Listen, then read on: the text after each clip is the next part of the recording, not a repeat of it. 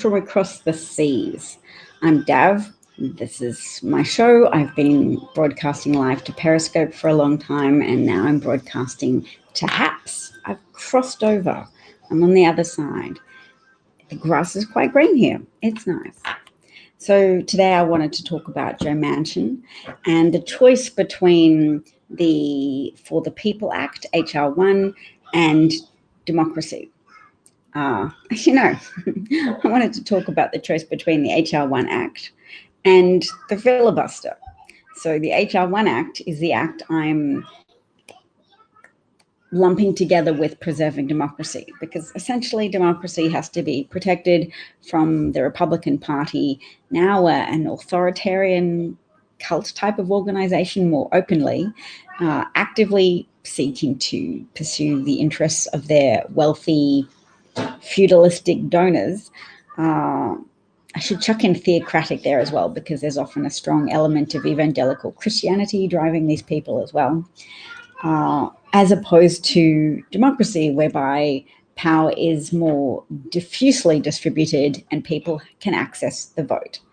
Republicans' goal is to shrink the American electorate by making it more difficult, putting more obstacles in the way of voters, by preserving long lines that are difficult to get people food and drink while they wait, long lines being a really egregious form of poll tax, considering the expenses associated with standing in line for 12 hours merely to exercise your right to vote. Not just to be heard, but to participate in a democracy whereby the mass of the collective power of voters means something to balance out the power of very wealthy people who are smaller numerically, but have lots of influence and capacity to shape the nation. So it's giving some power to shape the nation in the hands of individuals when everybody is able to vote readily. And by making it more difficult, you exclude people from a lot of different populations. Students, people who can't drive yet and don't have a driver's license, when you make it a driver's license imperative to the to voting procedures. And you know that some of that obstacle is going to have a concentrated effect on populations of colour, based on the discriminatory way in which you assign polling stations and purposefully set out to create underserved voting populations when you know those voting populations are predominantly black, and therefore there will be less white outrage if you persecute people who are black, because sometimes white people struggle to be empathetic to people who don't share their skin color.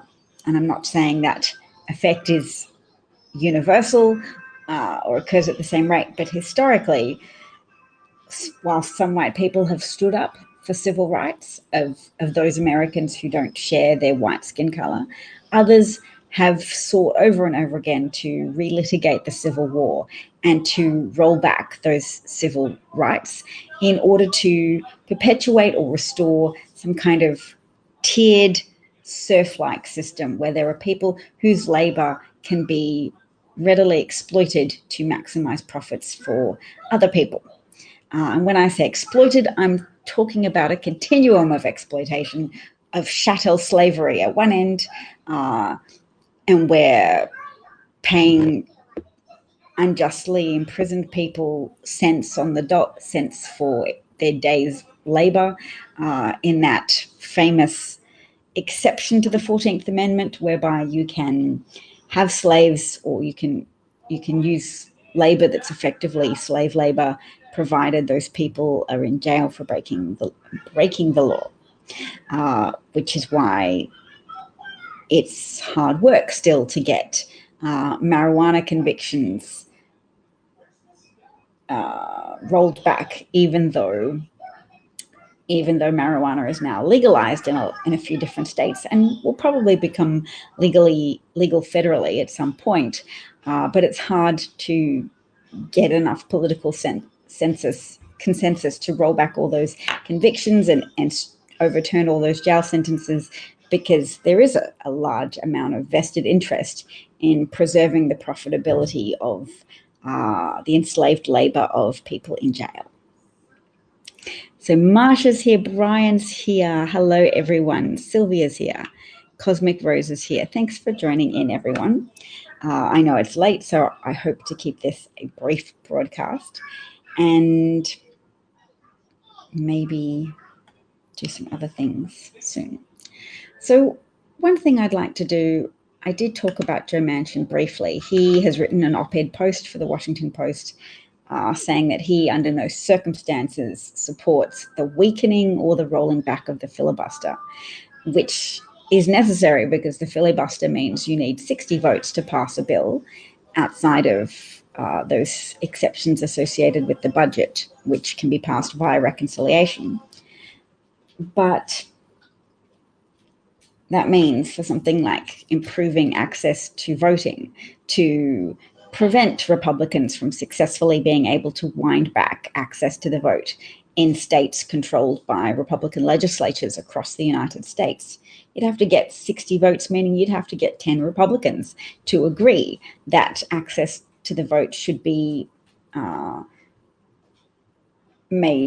should be something that all Americans can have, whereas it's a very broadly accepted across the Republican Party goal to shrink the electorate, to make there a smaller number of people who can vote easily and readily, because that's for a long time been assumed to be something that increases Republican chances of holding on to power or increasing their share of power.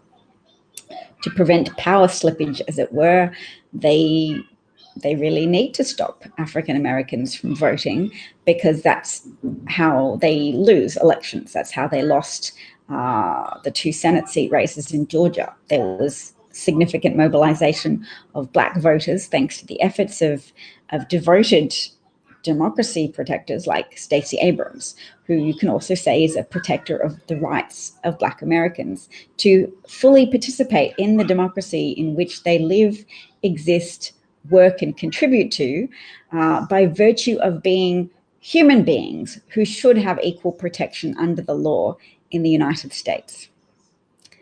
Chris Wegand is here. Hello, Chris. Nice to see you. From Denver. Hooray. Cosmic Rose says we need the word decriminalize for marijuana to move forward federally to make it okay for the United States Postal Service to deliver medical marijuana, etc. Yes, that would be great. And also to expunge the convictions of a lot of people who've served time for marijuana possession, usage, and sale. It would be just. Hello, Harry. It would be just once these new laws are made to recognize that there was never any need to wage a war against marijuana usage in the first place. I don't use it. I think there are risks involved, but that's why you should have regulations and safeguards and oversight. I would have loved medical marijuana usage for my mother when she had terminal cancer and was really suffering from a lot of the anxiety attendant with having a terminal illness. She was fine while she still thought she had a fighting chance. And when it became evident to her that none of the experimental treatments were succeeding to slow or stop the growth of the cancer, she became really distressed. And I feel like medical marijuana would have helped her. It wasn't legal in Australia at that point. Regardless of how I feel, there's lots of medical support for allowing medical marijuana usage. It's already legal now in a lot of states. And as it has become legalized in various states, it's become incredibly profitable for the government to be able to tax that consumer good, that newly legal consumer good. And they've been able to fund things. One American town has been able to fund a type of reparations made for people who were economically harmed by racist policies against racist anti-Black policies that precluded Black Americans from obtaining home loans or from owning homes in certain areas. So when it does become legal, I hope there's a lot of people who are let out of jail and have their records cleared as a consequence. And I'm confident that Kamala Harris is a backer of that move, because she did talk about that a bit in her primary run for the position of presidential candidate. Sylvia said, it would have helped. It helped my brother. Thanks, Sylvia. I'm glad to know that it helped your brother. Harry says, sorry, your mother had to go through that. Me too. Yeah, I'm really sorry that she had to go through that. Whew, I'm sure there's lots of people with similar stories, and there's lots of instances where medical marijuana usage would help people. Also, it should be noted that it was Richard Nixon, one of the original super corrupt, self-serving US presidents, who purposefully fomented public suspicion or public distrust of marijuana as a substance, because he needed to divide the public into those who would support his administration and his grip on power, by characterizing those who opposed the Vietnam War as hippies using these potentially terrifying drugs. So drugs had to become more a target of stigma, specifically marijuana, in order to turn most of the voting public against these smelly, status quo upending hippies. And a lot of those hippies have probably internalized some self-hate over the years and have gone from feeling lost and rejected by society into instead embracing the evangelical church and plowing a bunch of money into that, and then giving evangelical leaders power and influence that they've used very destructively to promote votes for Donald Trump. And look at the havoc they've wreaked on America with that. So the good news is that there is a bit of a trajectory that modern voices are becoming louder in their denunciation of what evangelical Christianity has done to the United States in terms of harming women and threatening women who seek to exercise reproductive choice, and yes, promoting people to vote for and support a president and worship a former president to a very irrational degree that's made them very intolerant of evidence, very intolerant of facts, very allergic to truth and to evidentiary basis of knowledge. So instead they cling to a knowledge that revolves around proclaiming how great and special they are and how everybody else is destined for hell.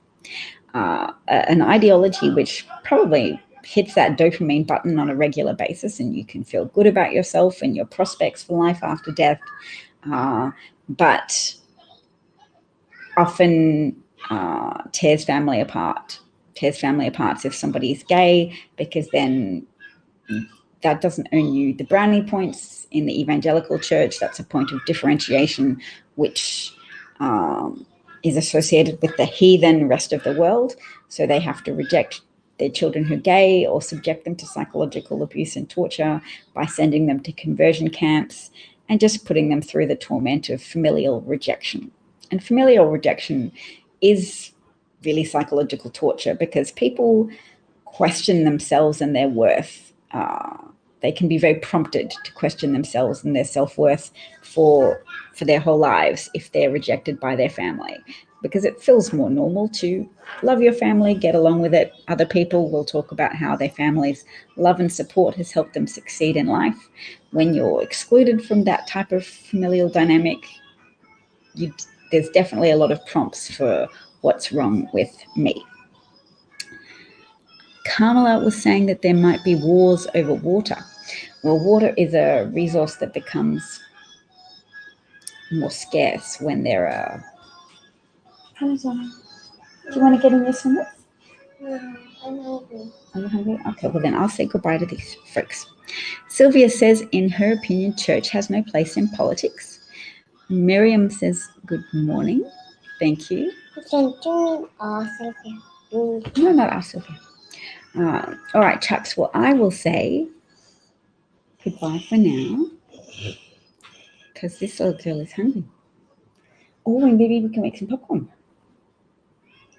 I'm hungry for. That's what you're hungry for. What a coincidence. Do you want to go ask your brother if he wants? Night. Do you want to go ask your brother if he wants some as well? Mm.